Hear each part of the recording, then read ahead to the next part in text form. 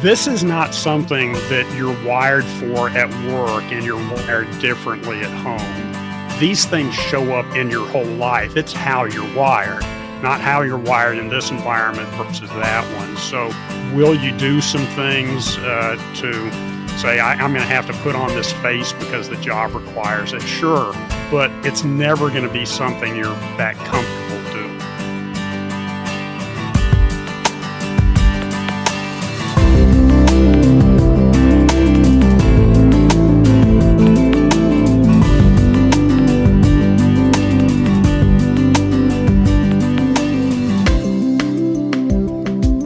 Lynley, there's a pastor's wife out there who they just started serving at a new church, and she wants to please the congregation. Mm-hmm. Like, she really wants them to like her. And so she's volunteered to do the kids ministry. She's in the choir. She's also doing a bunch of outreach stuff because there wasn't anybody to run that this year. The lady left the church, and she's running herself ragged. But her husband is so pleased with her because she's so involved, and the former pastor's wife wasn't. And she's wondering, how long can I keep this up? Yeah. Like, what would you say to her about the life that she's living?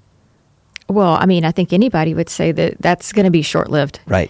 I mean, you can't sustain that. She needs to figure out, of those three, which is really in her strength, and double down on that. So if it's hospitality, because the previous wife didn't do that, then double down on that and figure out how to do that well. And that doesn't even mean in your home, but at the church or, yes, talking to people instead of all of it. And that's what we're going to talk about today. Yeah. There are a lot of people in ministry who are doing a lot of things they shouldn't be doing because it's not in their strengths.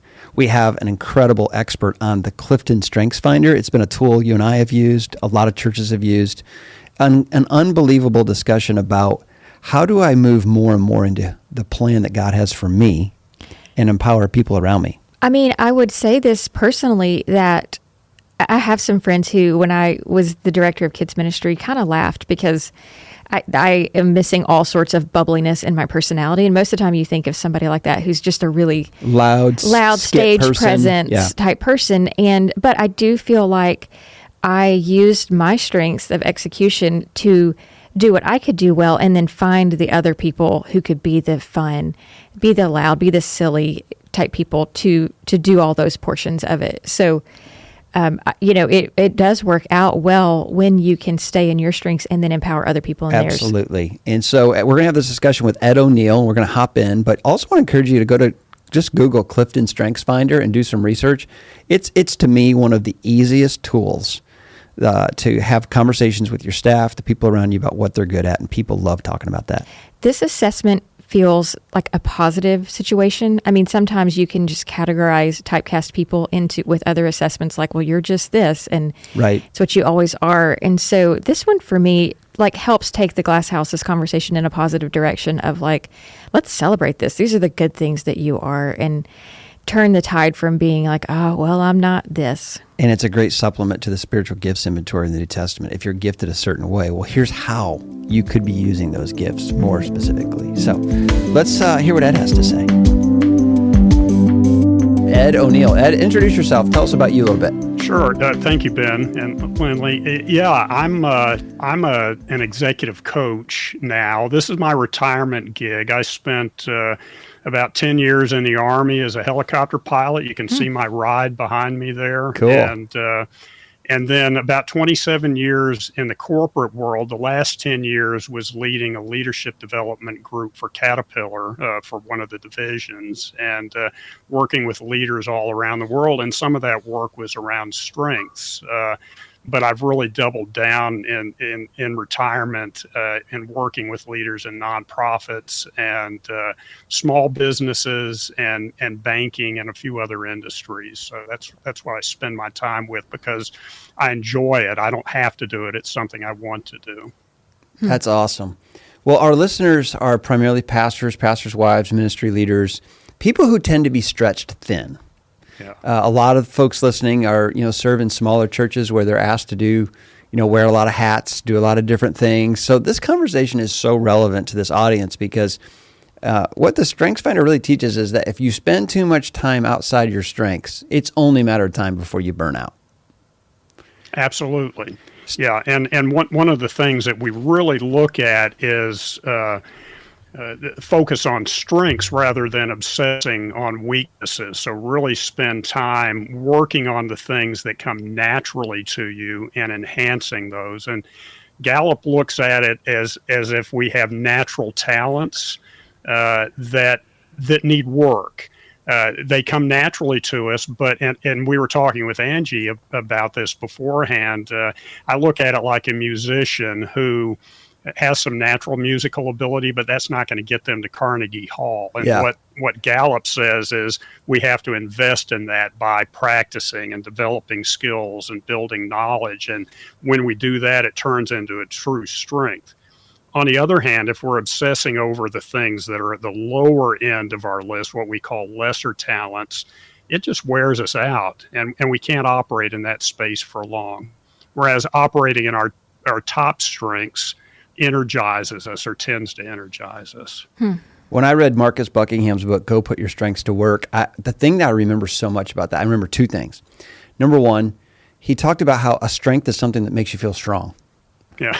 It's just really that basic. Go figure. But, right. I was like, I never thought about that. It was true. Like when I'm writing something creative or doing something fun, like to me, like I leave that thinking, man, I can't wait to tell my wife about it. Which is a total weakness for me. When people ask me to write something, I'm like, oh my gosh, I can't write. So anyway, yeah. But we're polar opposites. Like she's really good at organizing in details. I'm good at big picture. Well, I interrupted you. What was the second thing? The second thing is, Lynley and I have taught this at lots of places we've gone, the whole green card, red card exercise, where he encourages us for 30 days to like write down activities that make you feel strong on a green card, where you're at, who you're doing it with, same with the red card. And over 30 days, you put those on a table. You can tell pretty quick if you're living in your strengths or not. So absolutely, it's a good practical outworking. So let me ask you this, just to get going. What have you learned about yourself in doing the Strengths Finder? Like where were you getting it wrong for years? I don't know that I was getting it wrong as much as I wasn't applying it to best advantage. Well, I'll back up and say a little bit. I probably was getting it wrong in a sense, and that was that I had this conception that if I had something that was on the lower end of the spectrum, one of those lesser strengths, that I needed to improve in that area, I needed to spend time getting better in that area. And I wouldn't say I was obsessive over it, but I spent far too much time in it. And I had a boss who told me this once when he was talking about himself, is that he could do these things that were his lesser strengths, but it would be like being in jail for him. And it drained him. It didn't energize him, and it was really not a productive use of time. So I would say if I made errors, it was on trying to move something that was a number 34 out of 34 up to the top. It just doesn't happen that way. Right. Do you see people's strengths change very often? Because like ours did not change very much. A couple of different things. But I didn't know if you ever see big swings and change, like with the career change or anything like that. Yeah, typically we don't see that. Okay. And really what Gallup does is they don't recommend that you retake the assessment because it's fairly stable over time. Now, there are a few exceptions to that, and one would be if you took it when you were very young and there have been at least 10 years since you took it the last time. But in general, if you took something several years back, you're going to see a very similar report this time compared to what you had before. You may have a few of the talent themes switch order, but you're not going to see a sea change in terms of, a huge personality shift, if you will. Yeah. It's just not going to change that much. And that's one of the great things about this assessment is you can use it as kind of a standard, which says, okay, this is how I'm wired. Now what do I do with it? And it gives you a path to work on over a long period of time. Well, we proved you right because we didn't change that much. So Gallup is right. I didn't see your previous, but I'm not surprised at that because that's generally what I see. Yeah. Now, every once in a while, I'll see somebody who has a significant change, and it may be associated with maybe having some significant trauma in their lives or something like that, or just not being focused on answering the questions transparently and truthfully the first time they took it. And you may see some changes with that. But generally, if people are looking at it and being intentional about really trying to answer clearly, then you're going to see almost exactly the same. So, I mean, do you recommend couples taking it together, or do you just hope they're self-aware enough? Yeah, in general, I would say I think it's not a bad idea for you to take it at the same time, certainly, but to bounce answers off of each other in the middle of taking it is probably not the best approach, because you really want to get the benefit of your thinking in this. Later on, you can validate the results based on, hey, this is what I got. Is this really me? And Ben could say, well, yeah, this describes you pretty clearly. But in general, you want to answer it, and then you go back later and you look at the evidence that says, yeah, this really is who I am. And typically we're going to find that it's reinforced in what others tell us. They say, you're really good at whatever it is. And that lines up with what showed up on your report. So in general, I would say it's probably not a great idea to go back and forth asking those questions in the middle of taking the assessment. But I understand. You'll get those answers anyway later on. Well, we had fun anyway. We were sitting by a pool. We were over. We were on vacation, so we were sitting by a pool. It was fun. Ed, let me ask you this. Let's keep the audience in mind here. There's a pastor out there right now. He's burning the candle at both ends. He's a generalist. He's in all the meetings. He's leading all the committees. He's has to help line up music on Sunday because their music minister left the church. The Sunday school program's kind of a mess, so he's hopped in there and trying to shore that thing up. And so he comes to you. He says, Ed, I don't know how much longer I can keep doing this. As an executive coach, what do you say to him? Sure. One of the things that I would want to do is really understand what his strengths are. And I've done a lot of work around time management, if you will, and working in what Michael Hyatt sometimes calls your desire zone, which is the intersection of your passion and proficiency. And a lot of that is related to strengths. It means if we can work in that area, we tend to be much more productive and much more able to focus on the things that we're good at. And on the other hand, if it's not in our desire zone, if we're either not passionate or proficient, we have generally three approaches we can take. We can either eliminate it, which is the best choice. If you're able to stop doing something entirely and get rid of it, that means you don't have to worry about the other steps. Or you can automate it. You can put systems in place to make it more or less run on autopilot, put templates in place, or have it even automated electronically in some cases. Or you can delegate it. And the idea here is, let's find a who. Let's not spend so much time worrying about how we do this, but find a who already knows how to do this. Now, in a small church, finding a who may be challenging, but that's what I often challenge leaders to do. A small business owner, I think, is very similar to a small church. They say, well, I don't have a big staff. I don't have the ability to just delegate to somebody. And the next question I ask is, well, okay, how true is that really? If you're to really dig into it, what are some other ways that you could do this? And it may be somebody in the church, and in some cases it may be somebody outside the church. Like if we're doing all of the pastor is printing all of the bulletins, for instance. That's common. For Sunday. Yeah. I mean, but is that the best use of his time? Or can we go to the local printer or somebody like that to do that work for him? So it's really looking at it from the perspective of, is this really for me to do? Is this something that really drives my ministry forward in terms of my unique contribution? Or is it something that somebody else could do? Now, again, if you're limited with who you can delegate to, you've got to be a little bit creative with that. And that's what I usually challenge leaders to do. Don't take your first answer that says, there's nobody here to do this. How true is that really? Yeah. And get them to dig into that. it also, in a way, robs people of their strengths. It does, I mean, indeed. even a church of 75 or 100, there are people in there who are executors, who are doers. And so, I mean, if they really dig hard, they can find people in there who probably, like, I would like to do bulletins. I mean, you could see mine, 4 of my 5 top ones are in the purple category, which is executor. And so that doesn't even mean it has to be like this wow task. Like, I just like to get things done. And so, for him to do that and rob that opportunity for me is hard. Like, there's lots of people like that in the church. Yeah, I that's a really good point. One of the things that I talk about, for instance, a lot of the leaders that I have try to do everything on their own, and I often recommend that they get an executive assistant to help them. And sometimes that's a virtual assistant, somebody who's part-time, they're paying a few hours.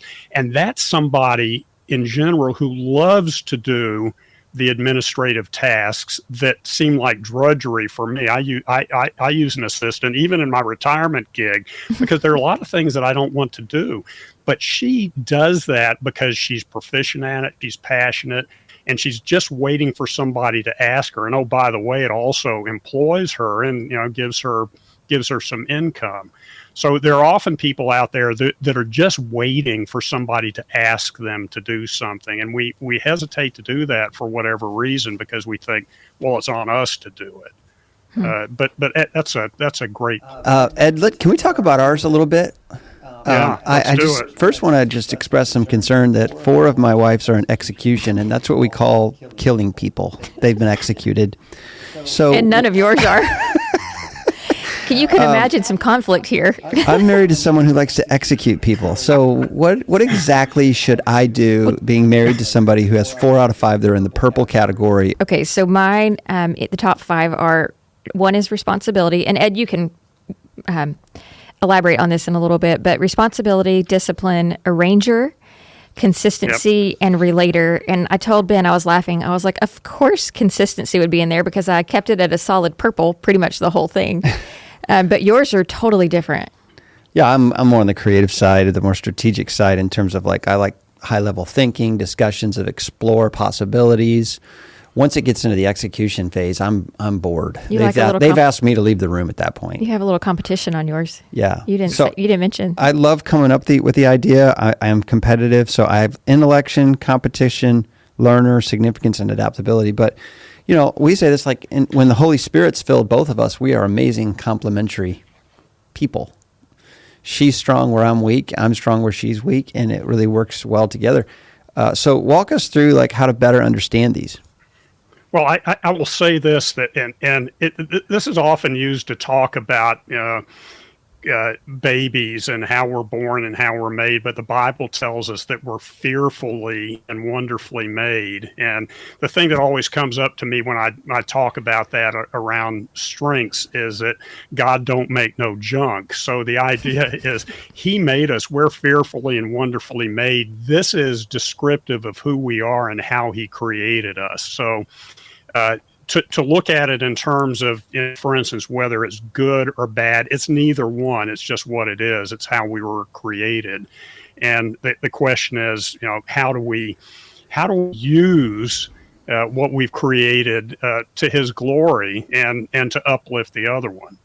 So and this is more in line with what we talk about with spiritual gifts, but I think common grace says that we're all given things like talents, I guess, and I see them in a sense like spiritual gifts, in that it's like the body. We have hands and we have feet, and the hand can't take on the role of a foot and so forth. And the whole idea is that we're designed to be I guess in our niche with what God provided us. Right. And what I love about the Strengths Finder is I think it goes great with spiritual gifts, in that, okay, I have the gift to teach.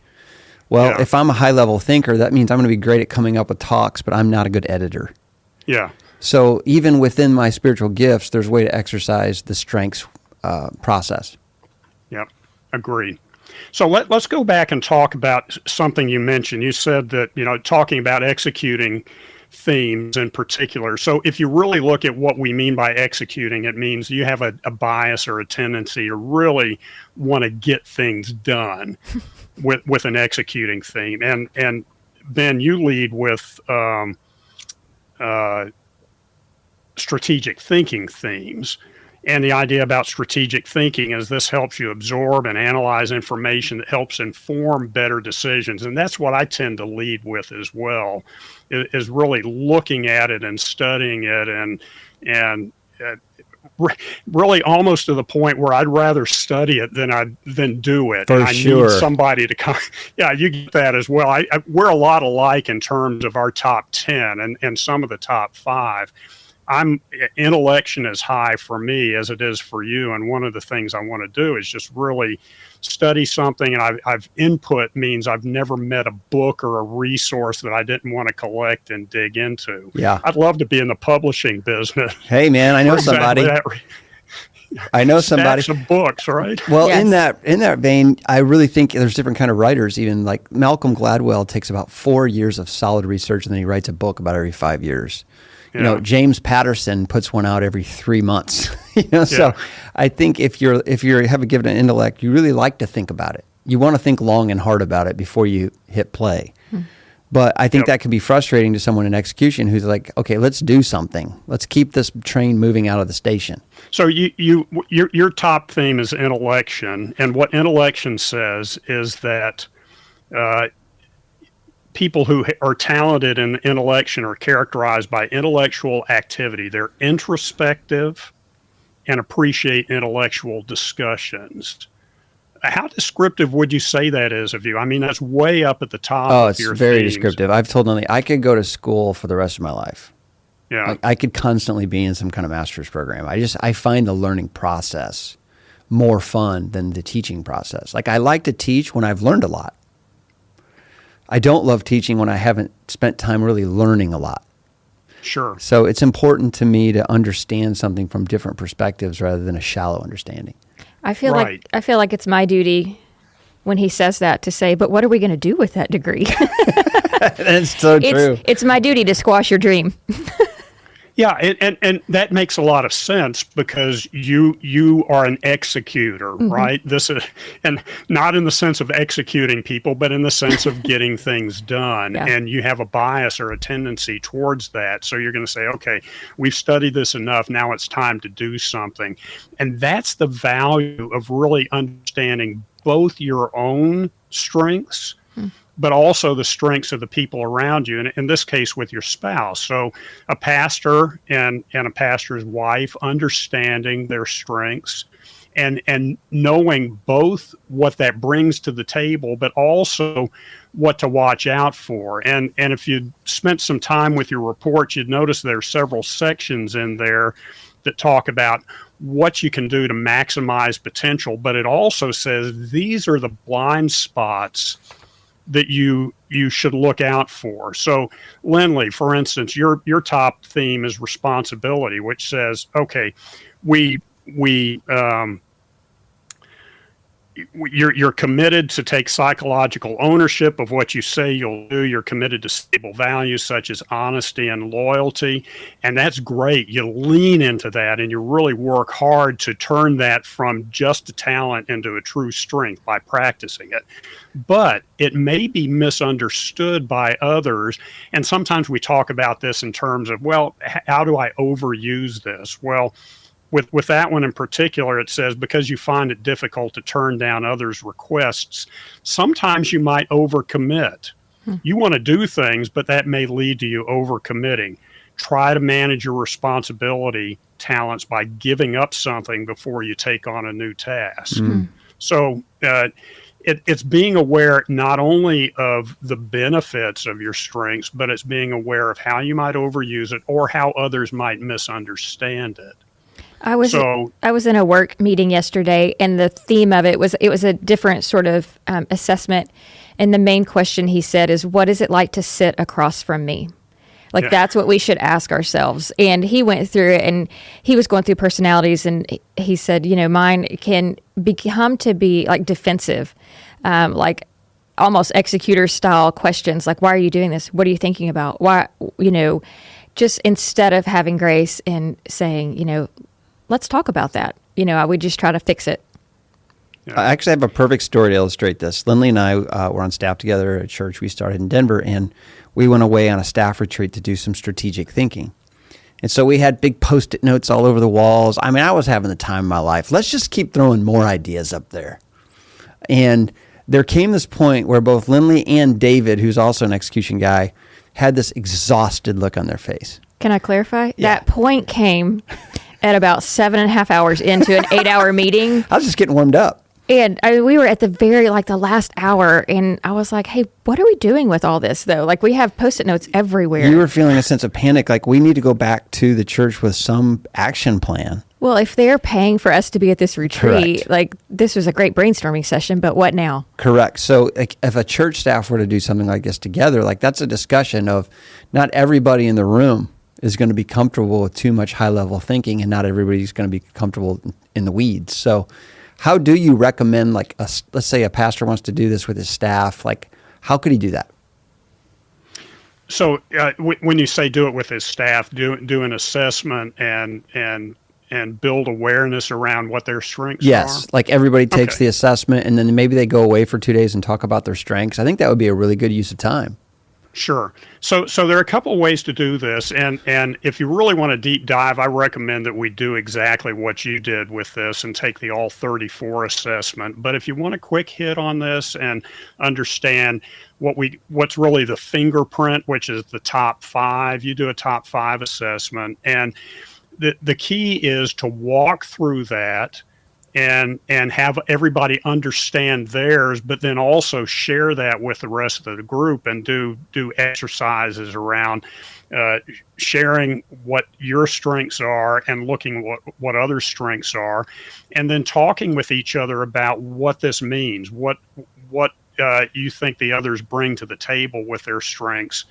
But you're also talking about yourself and saying, these are the things that I need. These are the things that energize me because these are my particular strengths, and understanding what we need from each other, but also what to watch out for. This is how I may overuse that, and just having that discussion. So I think the key here is first self-awareness, and second, awareness of everybody that you're working with. One of the things that we did when I was with Caterpillar is posted on the doors in my little leadership development group our top 5, and just had it on the door. Or we bought everybody a coffee mug that had all of our top 5 on it. So we kept these in front of us, and we used them also as part of discussion starters in staff meetings. Somebody would pick a particular strength, and we'd say, okay, we're going to, in our meeting this week, we're going to focus on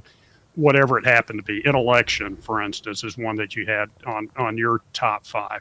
We're going to talk about what that means and how I can use that to best advantage, how you see that in me, and you can tell me what I need, how I may overuse this, or how I may use it in a way that's not helpful. And at the same time, how I really do well with this, what I bring to the table with it. So it's just having that open discussion based on awareness. I'm a little bit embarrassed to say, so on the drive here, I was telling Ben that, we were looking over this, and so my number 2 is discipline, which says you enjoy routine and structure. Your world is best described by the order you create. And so and selfishly, I was like, well, this makes sense because, when things are out of order or stuff, I get stressed. And when I get stressed, I get critical of him. But I didn't reciprocate and say, tell me about one of yours. Like, I didn't use this tool to understand him better. I wanted him to understand me better. So I do think what you're saying about going on a staff retreat kind of thing and really understanding everybody would be really helpful. Yeah, and it's a staff retreat, or for instance, I've done things like this with my church, with the staff and with the elders. I've done it with some nonprofits, with some banks, and the whole idea is taking some time setting it aside and going out and really digging deeply into this with the intent of understanding how we can leverage these strengths to really improve our performance. And one of the things that sometimes comes up with this is people look at it and say, well, I wish I had X strength, but that's my number 34, for instance.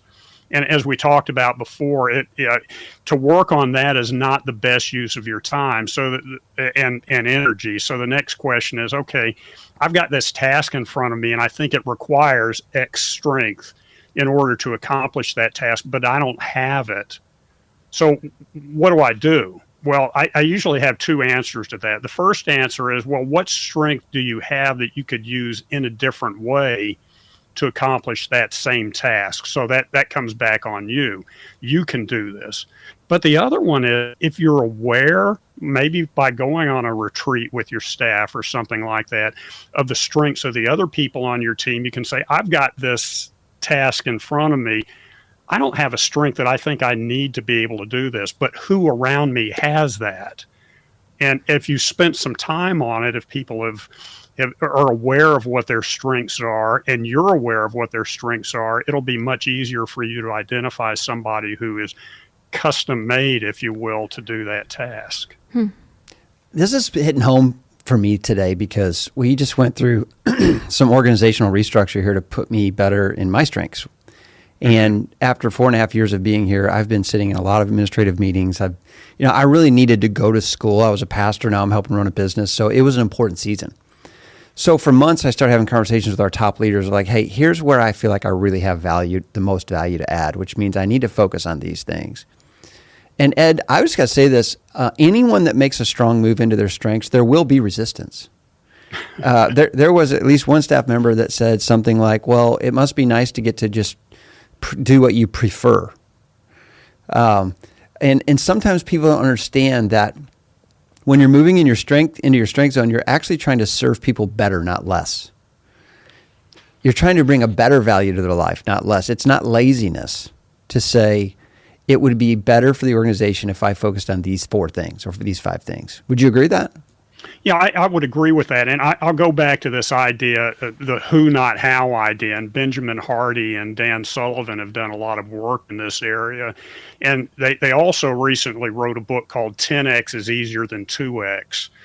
And if you want to improve by 2 times, it means you just work harder at doing the same things that you're doing, even if it's not something that comes naturally to you, it's not fun, you just feel like you have to do it.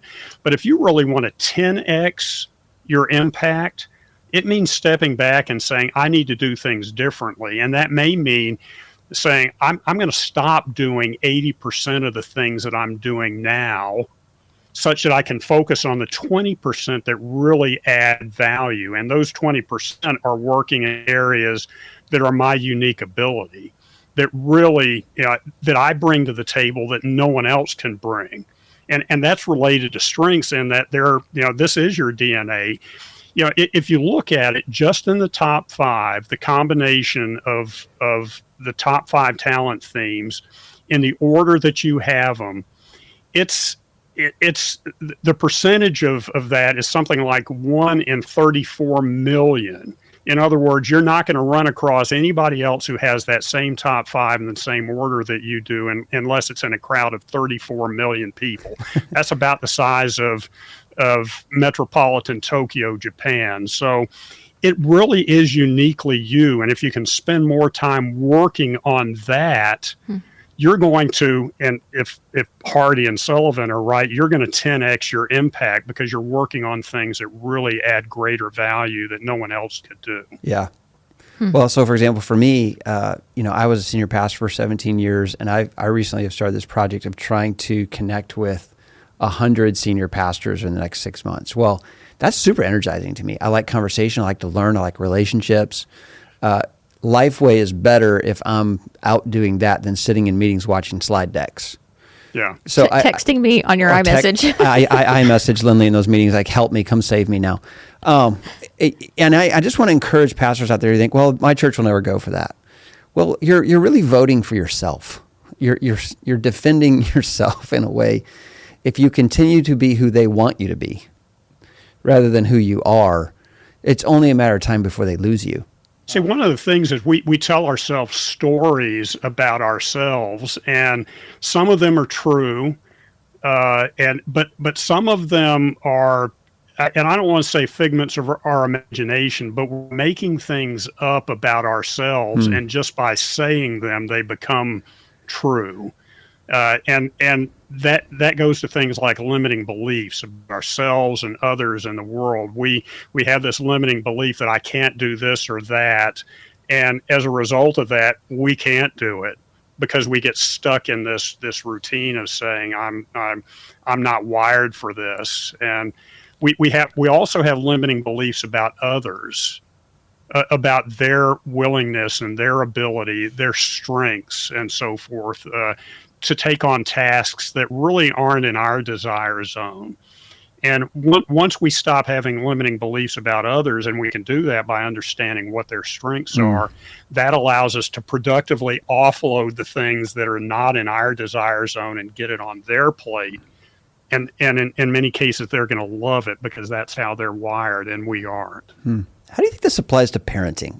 We have 4 kids. Their personalities are all very different. Teenagers. I mean, they're becoming young adults. And we're learning how to love each of them individually and recognize each of their strengths. Like, at what age do you think kids can start to take the assessment, and how would you use it as a parent? Sure. So there are variations on the assessment, and I really haven't looked up what the ages are recently because I haven't used it. I have 4 children too, all grown, and 7 grandchildren. So Wow. I've seen a range of differences in personalities, and just in our kids, I saw exactly that same thing, completely different. How could this be coming from the same parents Right. and being raised in the same environment? But they're wildly different. Again, fearfully and wonderfully made. Sometimes it's more fearfully than anything else. But I think really you can do an assessment. There's one that's made for teens in particular that has some variation from the one that you took. And really doing that assessment so that they and you understand a little bit more about it and having those conversations with your kids. Now, that becomes more challenging for some of us when they're teenagers to have that conversation, but I think it's something that can yield great benefit.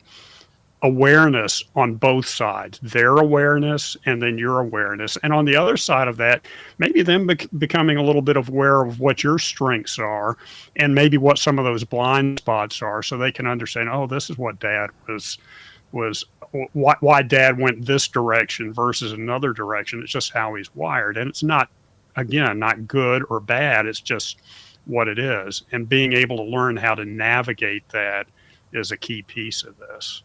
And not shame them for being who they are. Yeah, exactly. That's how they're made, right?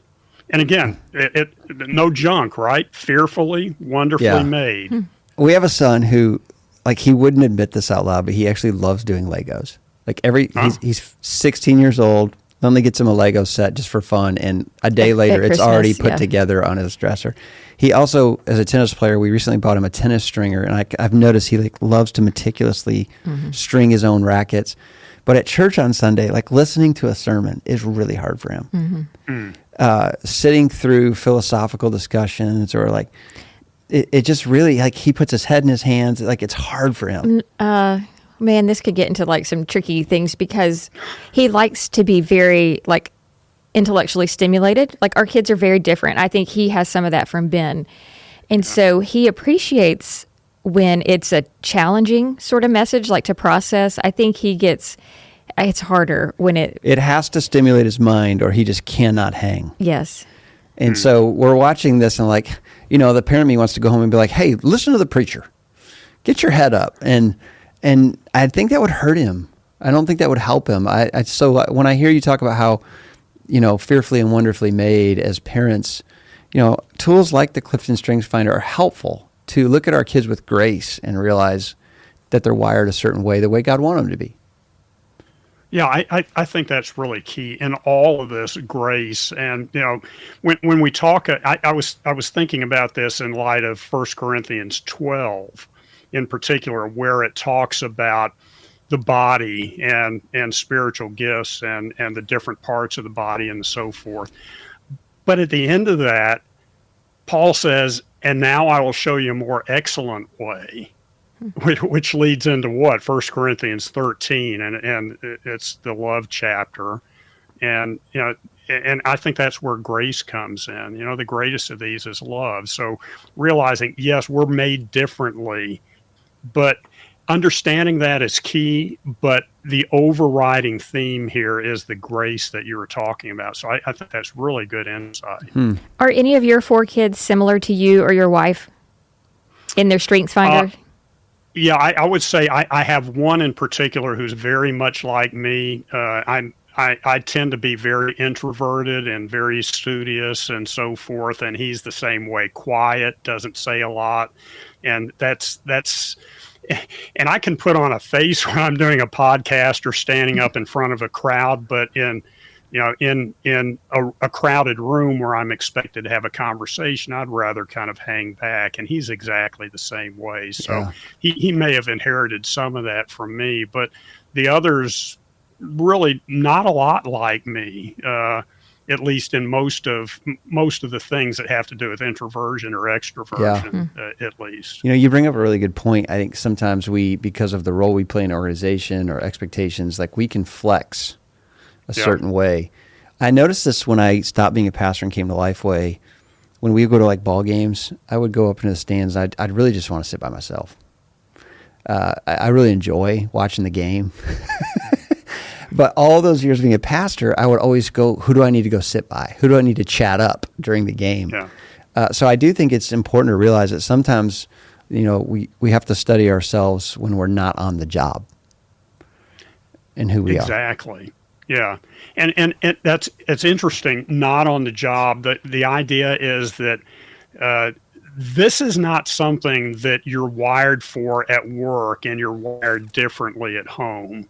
These things show up in your whole life. It's how you're wired, not how you're wired in this environment versus that one. So understanding that is, and I used to talk about, well, I'm going to work, I'm going to take off my home hat and put on my work hat as I'm walking from the car into the office. And that only works to a certain degree because there are things that are, that transcend the venue, if you will.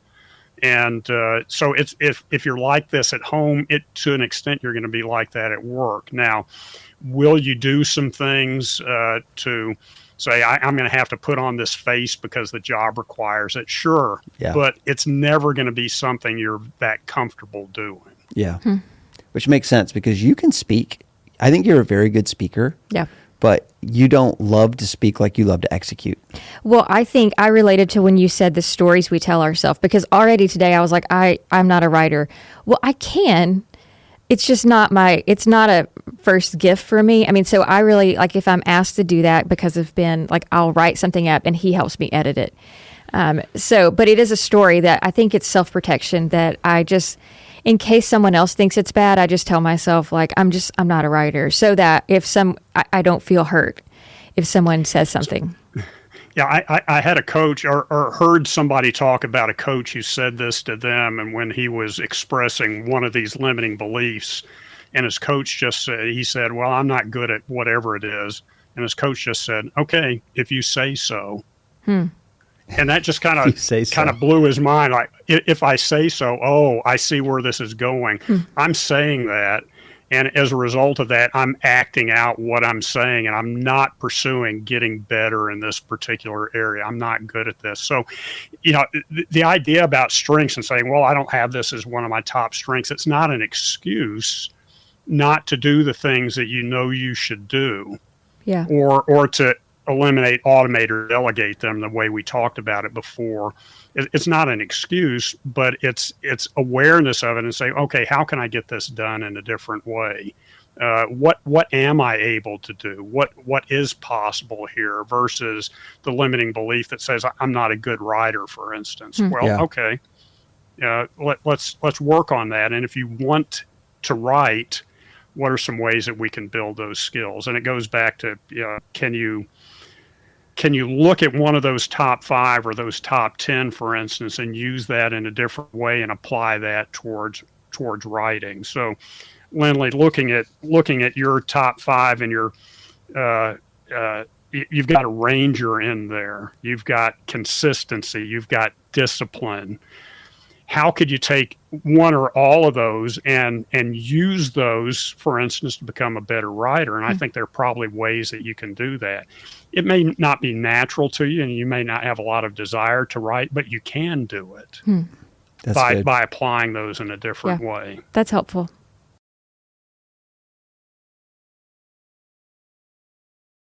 What are the common mistakes you see leaders, whether they're pastors or just CEOs or small business owners, make in regards to their strengths and weaknesses?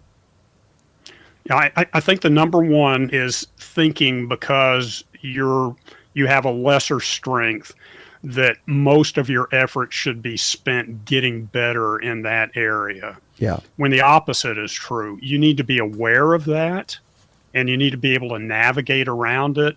But your best effort is spent working on what we call the signature themes, those top 5 themes, what I described, I think, before as a fingerprint, right? Spending time working on that versus trying to get better in those strengths that are down at the bottom of your list. I think the other one is not being aware of the strengths of the people around you such that you can employ the benefit of their strengths in accomplishing what you need to get done. So as a leader, I'm leaving money and talent on the table, if you will, if I'm not employing the skills, strengths, abilities of the people that are surrounding me, whether it's my staff, whether it's members of the church, other people in my family who can do things that I'm not wired for. One of my favorite quotes, it comes from the book Essentialism. I don't know if you've read that one. Yeah. But he quotes a nurse named Bronnie Ware, who was a famous nurse who took care of people at the end of their life. And the number one thing that people told her is that I wish I had had the courage to live the life I wanted to live rather than the life that was expected of me. When I do Strengths Finder, I always am reminded of who I am, who God made me to be, and where I have the most value to add to the kingdom. And so I think it's really important for pastors to spend some time with their staff talking about where do you feel most energized? What work are you doing right now that it's drudgery? And what could we do to work together on that and become a team in that? Because there may be some things the pastor's doing that he'd love to hand off, and there's somebody in the room who would love to take that. But a lot of pastors, like I know myself, we live week to week. We think, well, we just got to get next Sunday ready. And there never seems to be time to stop and do this kind of work. It's so important. So thank you for the conversation today. This has been really helpful. We hope a lot of pastors and wives are listening out there. It's a great marriage tool as well. That's really good. So if there's somebody out there listening who would like to get in touch with you and get more information, how do people connect with you? Sure. You can go to my website, which is unfazedleadership.net. That's UNFAZED leadership.net. And would be happy to talk to them. Great. Awesome. Well, Ed, thanks for being on the show, and thanks for letting us take the Strengths Finder again. The Glass House is brought to you by Lifeway. It is produced and edited by Angie Elkins with help from William Hall. Sound engineering by Donnie Gordon. Artwork by Heather Brzezinski. And photography by Rebecca McVeigh.